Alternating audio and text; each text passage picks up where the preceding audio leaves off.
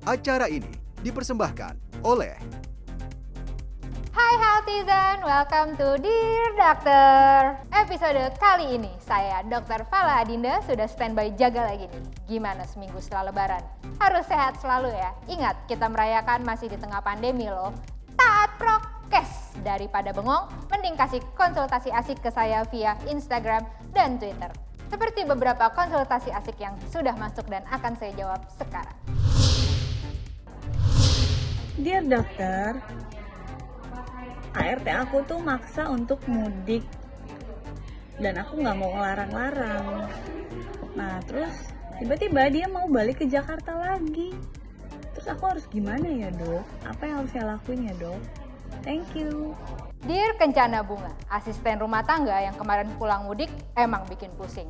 Tapi lebih pusing lagi nih ketika beliau memutuskan untuk balik. Lalu, apa mitigasi yang harus kita lakukan? Yang paling pertama adalah pastikan ART pulang dalam kondisi aman dan taat pada protokol kesehatan. Lalu yang kedua, bila kondisi rumah memungkinkan, isolasi mandiri asisten rumah tangga selama setidaknya 5 hari. Yang ketiga, bila sumber daya memungkinkan, swab antigen asisten rumah tangga. Bila hasilnya negatif, maka asisten rumah tangga bisa kembali bekerja dengan aman. Yang paling penting adalah pastikan asisten rumah tangga selalu menaati protokol kesehatan selama di perjalanan dan juga di kampung. Sehat-sehat selalu ya Healthizen. Pertanyaan selanjutnya datang dari Vegaro_03. Dear Doctor, kemarin adik saya menggigil, nyeri otot, sakit kepala, dan gak nafsu makan. Apakah ini termasuk gejala COVID?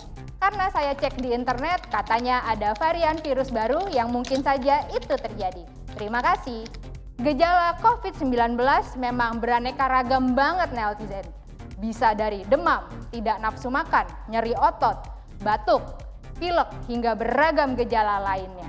Tanyakan riwayat adik dari Healthizen. Apakah kemarin ada riwayat bertemu dengan pasien dari COVID-19 sebelumnya? Atau melakukan mobilitas atau bertemu dengan orang ramai?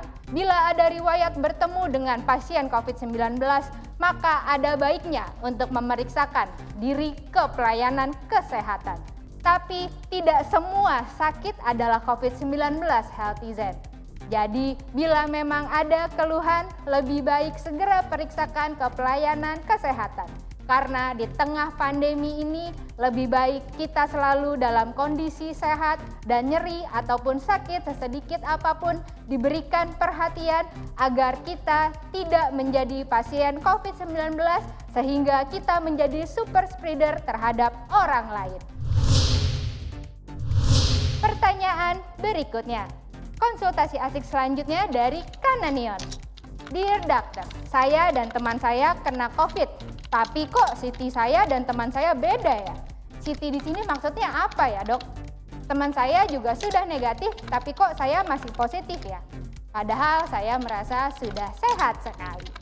Ini menjadi pertanyaan semua pasien saya yang positif COVID-19.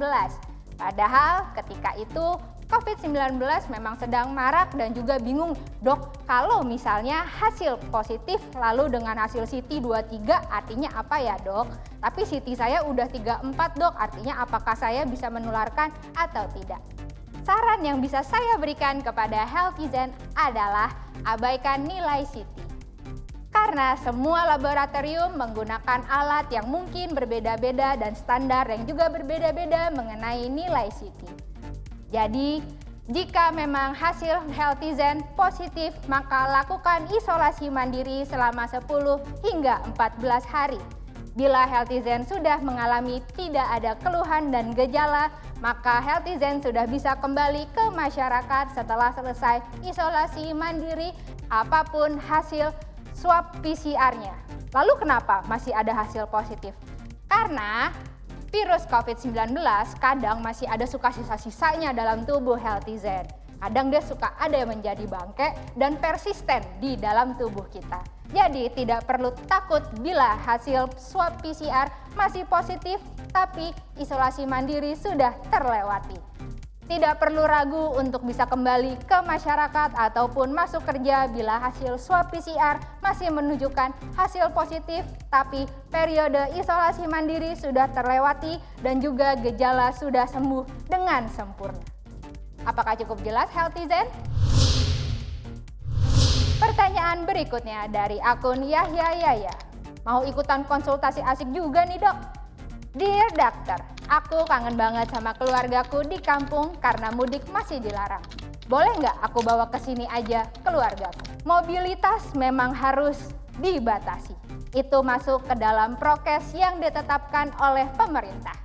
Kembali mengingatkan bahwa pemerintah menetapkan 5M untuk prokes terbaru. Yang pertama adalah memakai masker, yang kedua menjaga jarak, yang ketiga menjaga kebersihan, yang keempat membatasi mobilitas, dan yang kelima adalah menjauhi kerumunan. Membawa keluarga ke rumah maupun kita mengunjungi keluarga artinya kita melanggar prokes yang keempat, yaitu tidak membatasi mobilitas. Jadi bentuk silaturahmi memang lebih baik digantikan dengan teknologi yang memang sudah canggih di zaman sekarang.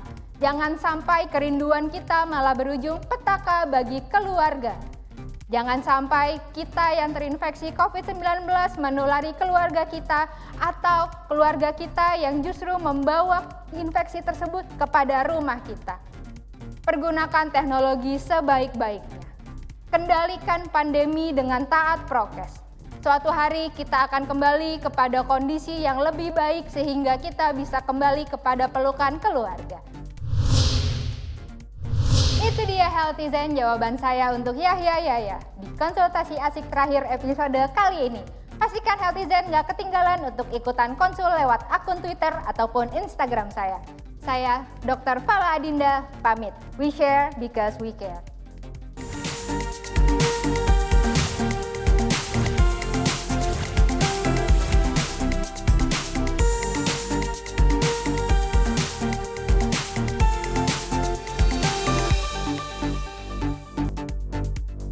Acara ini dipersembahkan oleh